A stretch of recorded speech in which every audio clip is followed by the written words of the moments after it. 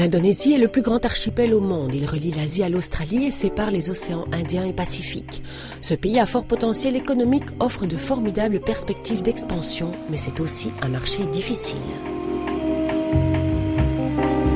Le pays est devenu démocratique, le marché s'est libéralisé et de plus en plus d'opportunités se présentent pour nos entreprises, malgré un certain protectionnisme qui peut être renforcé par la crise financière que l'on connaît.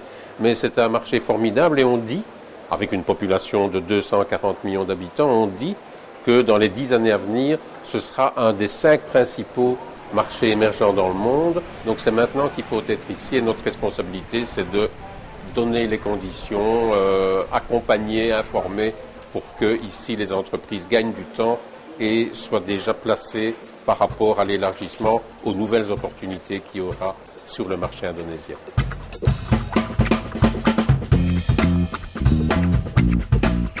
Quelques recommandations pour aborder ce marché du bout du monde. Randolph Wingens est conseiller du commerce extérieur pour la Belgique en Indonésie.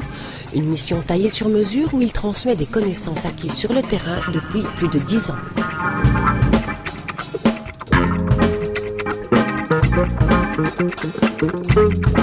Une des premières choses à ne jamais oublier, c'est que si votre mentalité, si votre business plan, si votre idée fonctionne en Belgique, ça ne veut pas dire a fortiori que cela va avoir du succès ici.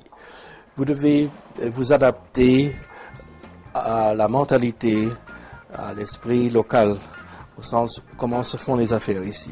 Et de venir une fois par an ici seulement pour une visite, non, il faut être calme. Il y a aussi la bureaucratie.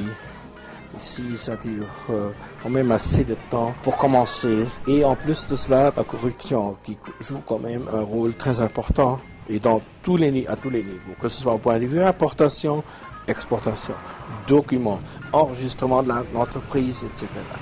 D'autre part, je ne veux pas maintenant dire que c'est négatif de venir ici, au contraire, parce que vous voyez quand même, il y a beaucoup d'investissements étrangers, mais il faut jouer avec les règles de jeu du pays, pas avec les règles de jeu de notre mentalité.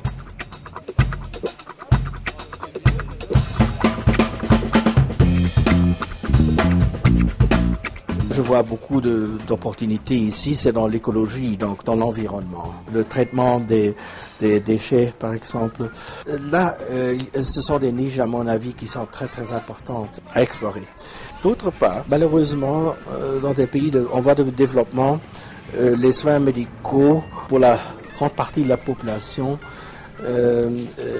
sont accessibles, mais pas de la même qualité ou du même niveau comme pour les gens qui ont un peu plus d'argent. Donc le secteur médical, oui, mais à long terme.